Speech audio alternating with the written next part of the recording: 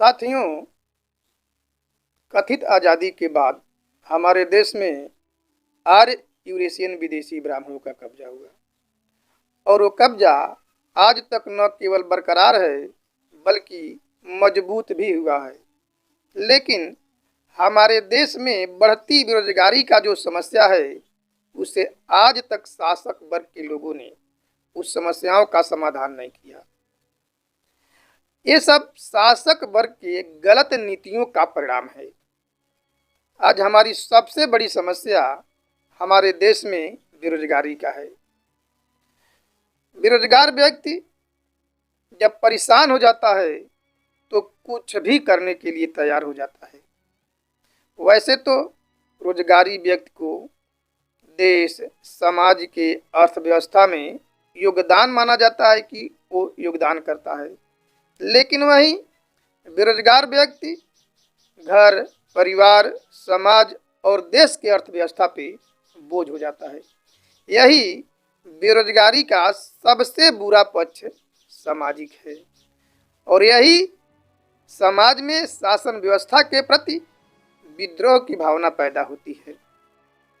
वैसे तो जब कोई व्यक्ति बेरोजगार से परेशान हो जाता है, खाने बगैर मरने लगता है, तो कुछ भी करने के लिए तैयार हो जाता है। चोरी, डकैती, छिनैती, लूटपाट, फिरौती यानी पैसे के लिए फिरौती मांगता है और हत्या जैसे गंभीरतम अपराध भी करता है और यहाँ तक कि भिक्षावृत्ति और वेश्यावृत्ति जैसे अमानवीय काम करने के लिए मजबूर हो जाता है। ये सब शासक वर्ग की गलत नीतियों का परिणाम है। हालांकि हमारे देश में प्राकृतिक संसाधन है, प्राकृतिक संसाधनों से भरपूर हमारे देश में ये शासक वर्ग के लोगों ने बेरोजगारी पैदा किया और आज बेरोजगारी व्यापक पैमाने पे हमारे देश में विराजमान है। सन 1951 में हमारे देश में 33 लाख लोग बेरोजगार थे और 1961 में 90 लाख बेरोजगार थे और इसी दर से बढ़ते बढ़ते बढ़ते बढ़ते आज 50 करोड़ से ज़्यादा हमारे देश में बेरोजगार हैं। और यह बेरोजगार कैसे हुए? ये बेरोजगार अपने से नहीं हुए बल्कि शासक वर्ग के लोगों ने बेरोजगारी को पैदा किया। इसके पीछे का ये रहस्य है कि जब 70 और 80 के दशक में मूल निवासी बहुजन समाज के लोग पढ़ लिख करके नौकरियां पाने लगे, ऊंचे पदों पे जाने लगे, तो शासन सत्ता में बैठे ब्राह्मणों ने सोचा अब तो यहाँ के मूल निवासी बहुजन समाज के लोग भी सरकारी नौकरियां कर रहे हैं, ऊंचे पदों पे जा रहे हैं, IAS PCS बन रहे हैं। अब तो हमारे बच्चे ज़्यादा से ज़्यादा संख्या में नौकरियों में नहीं जा पाएंगे और मूल निवासी बहुजन समाज के लोग शासक बन जाएंगे, हम शासित हो जाएंगे। तो उन लोगों ने 1991 में एक काला कानून बनाया, LPG यानी लिबरलाइजेशन, प्राइवेटाइजेशन और ग्लोबलाइजेशन के तहत सभी विभागों को प्राइवेट सेक्टर में दे दिया और प्राइवेट सेक्टर में नौकरी नहीं है, आरक्षण ही नहीं है। जब आरक्षण ही नहीं है तो नौकरी कहाँ से पाओगे? यानी न रहेगा बांस न बजेगा बांसुरी। इस सिद्धांत पे ब्राह्मणों ने काम किया।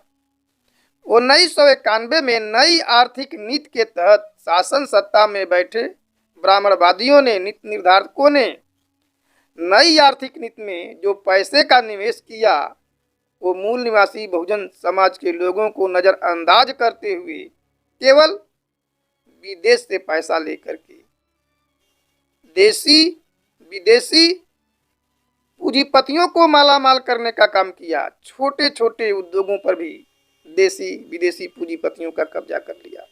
बैंक से कर्जा लेकर के वे लोग पूंजीपतियों और उद्योगपतियों को दे दिए। विदेश से कर्जा लेकर के ये लोग पूंजीपतियों उद्योगपतियों को दे दिए और लास्ट में उनका कर्जा माफ भी कर देते हैं। जबकि मूल निवासी बहुजन समाज के लोग अगर 10-20 हज़ार भी कर्जा लेते हैं तो सरकार उनकी कुर्की के लिए वारंट जारी कर देती है। ये शासक वर्ग जानबूझ करके मूल निवासी बहुजन समाज के लोगों को गुलाम बनाने के लिए एक काला कानून एलपीजी लाया है। दूसरी बात, अब ये शासन सत्ता में बैठे जो ब्राह्मण नीति निर्धारक हैं, वे सरकारी उपक्रमों में खर्चे को कम करने के लिए वे लोग क्या किए हैं, मूल निवासी बहुजन समाज के कर्मचारियों का छटनी कर दिए हैं। छटनी का मतलब है कि जो उनको संवैधानिक अधिकार मिला है, यानी संवैधानिक प्रतिनिधित्व मिला है, और उनको जो रोजगार मिला है, तो संवैधानिक प्रतिनिधित्व से वंचित करना और उनको रोजगार बनाना, ये शासक वर्ग की नीतियां है। तो इसको 1951 में कांग्रेस ने लाई, उदारीकरण, निजीकरण, भूमंडलीकरण, और आज के डेट में बीजेपी सबसे ज्यादा अमल कर रही है। वे तो रेलवे को बेच दिया, एयरपोर्ट को बेच दिया, एलआईसी को बेच दिया और बैंक को बैठा दिया। यहाँ तक कि वो लोग सीबीआई, ईडी को खरीद लिए हैं, न्यायपालिका को भी खरीद लिए हैं, चुनाव आयोग को खरीद लिए हैं। हमारे देश में लोकतंत्र नाम का कोई चीज ही नहीं बचा है। उधर मूल निवासी बहुजन समाज के लोग पढ़ लिख करके आगे न बढ़े, इसके लिए उन्होंने नई शिक्षा नीति लाई, और नई शिक्षा नीति के तहत एससी, एसटी, ओबीसी के लड़कों को शिक्षा से वंचित करने के लिए प्राइवेटाइजेशन किया, और प्राइवेटाइजेशन करके प्राइवेट स्कूलों को इतना छूट दे दिया कि तुम लोग इतना ज़्यादा फीस वसूलो कि मूल निवासी बहुजन समाज के बच्चे वो भर न पाएँ, वो शिक्षा से वंचित रहें, उनको शिक्षा न मिले, अर्थात उनके दिमाग पे आज ही ताला लगा दिया जाए। और शिक्षा के नाम पे उधर केवल भवन बनाते गए, मकान बनाते गए, भवन बनाते गए, वो भी शिक्षक विहीन स्कूल बनाए। और जितने भी शिक्षक हैं, उन शिक्षकों को ये लोग ठेकेदार बना दिए, उनको भवन बनाने का ठेका दे दिए, वे लोग ठेकेदारी कर रहे हैं। ऐसे तैसे अगर मूल निवासी बहुजन समाज के बच्चे अगर पढ़ लिख रहे हैं तो उनको नौकरी भी नहीं मिल रही है। अब व्यावसायिक शिक्षा हो गया, टेक्निकल प्रशिक्षण संस्थानों से हर वर्ष लाखों बच्चों डॉक्टर, इंजीनियर निकल रहे हैं, वकील निकल रहे हैं, प्रोफेसर निकल रहे हैं, उनको भी नौकरियां नहीं मिल पा रही है, वो भी बेरोजगार हो रहे हैं। और इस शासक वर्ग के लोग जानबूझ करके मूल निवासी बहुजन समाज के लोगों का शिक्षा का स्तर गिराने के लिए शिक्षा का प्राइवेटाइजेशन किया है।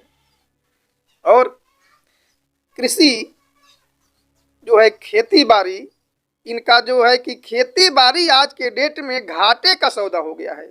खेती बाड़ी आज के डेट में करना कोई पढ़ा लिखा व्यक्ति नहीं चाहता है, क्योंकि सरकार के कृषि विरोधी नीतियों के कारण आज हमारे देश के सभी किसान परेशान हैं। किसान आज हमारे देश में 1 साल से ऊपर धरना प्रदर्शन पे थे, तो फिर पढ़े लिखे लोग जो हैं वो कैसे खेती करेंगे? किसान विरोधी नीतियों के कारण लोग खेती बाड़ी करना नहीं चाहते हैं।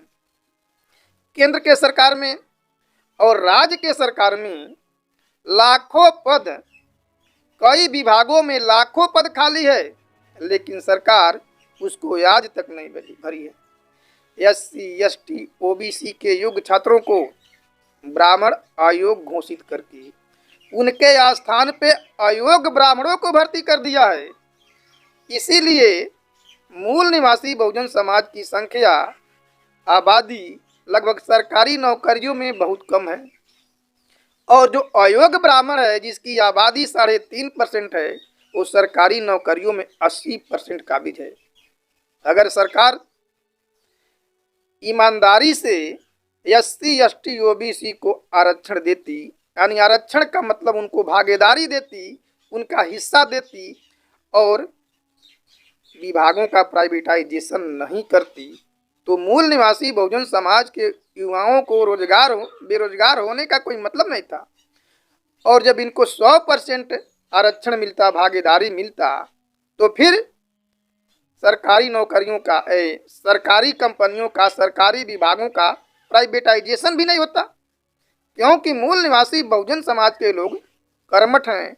ये लोग काम करते हैं, सरकार को हमेशा लाभ ही पहुंचाते, लेकिन ब्राह्मणों ने अपने बच्चे को सेटल करने के लिए सभी विभागों को घाटा दिखा करके प्राइवेट सेक्टर में औने पौने दाम में बेच दिए हैं।